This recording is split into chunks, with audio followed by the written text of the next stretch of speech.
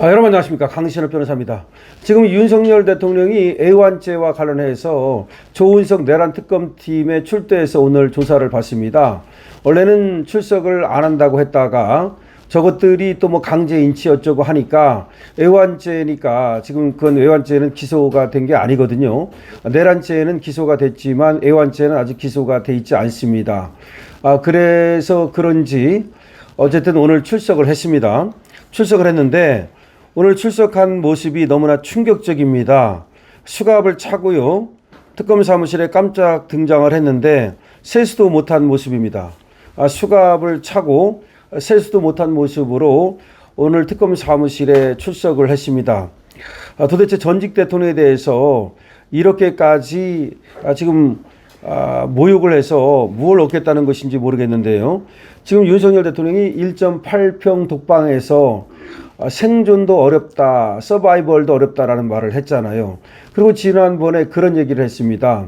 배희철 변호사를 통해서 옥중서실을 전하면서 운동도 추석 연휴 내내 한 번밖에 못했다.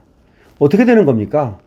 아니, 정성호 법무장관은 도대체 무슨 생각으로 윤석열 대통령에 대한 이 수용 생활을 그렇게 무지막지 인권을 유린하는 겁니까? 정말 이해할 수가 없네요. 아니, 운동은요, 당연히 그건 보장되는 겁니다. 하루에 30분씩 정도씩 이렇게 보장이 되고, 그 다음에 또 윤 대통령 같은 분들은 별도의 좀 다른 일반 수용자와 격리시키는 운동시설이 있어요.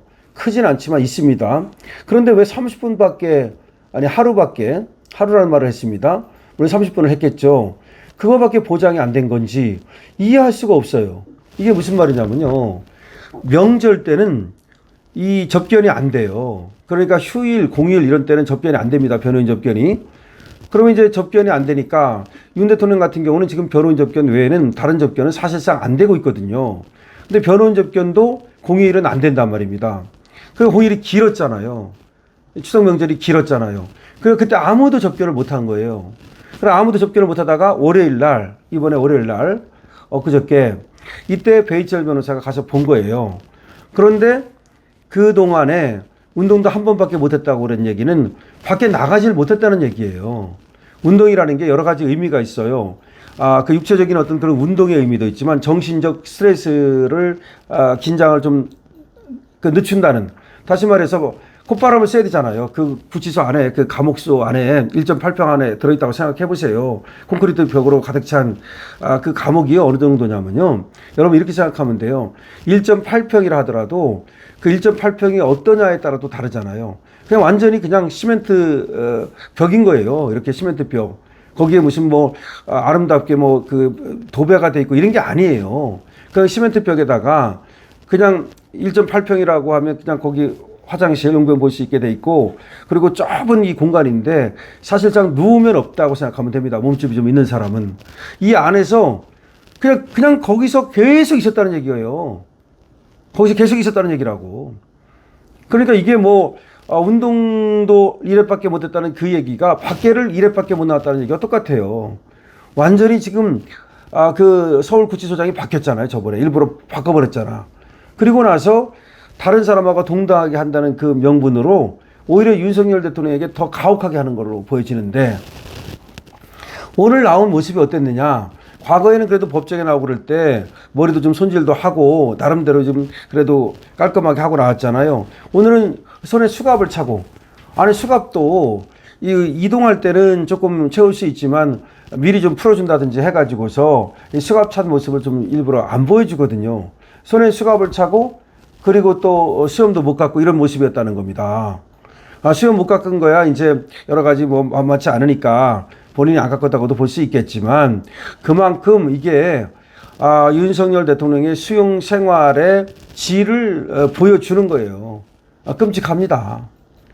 지금 이재명이 대통령이 되고 나서 하는 걸 보니까요, 그 이진숙에 대해서도 그렇고 굉장히 뭐랄까, 또 이번에 이런 지시를 했어요. 대통령이 그런 지시를 하는 게 정말 이해가 안 가는데, 국감장에 나와가지고 증언을 거부하거나 내지는 뭐 위증을 하거나 이런 사람들을 가차없이 다 수사해서 기소하라, 왜 안 하느냐, 뭐 이런 식으로 왜냐하면 국감장에서 증언하는 사람들은 법정에서 이렇게 증언하는 것과 좀 다르잖아요. 그러다 보니까 아무래도 이제 이 피감 기관장 이런 사람들이 많이 나오고 그런 사람들이 범죄에 연루된 사람 그런 사람들은 아니잖아요. 또 물론 뭐 법원에서도 범죄에 연루되지 않은 사람도 증인으로 나오지만 특히 국감장에 나오는 사람은요 보통 여기 나올 정도면은 기관장이거나 내지는 회사의 어떤 또 임원이거나 하여튼 그런 정도기 때문에 조금 이제 얘기하는 것이 사실과 달라도 정치적인 문제잖아요. 쉽게 말씀드리면.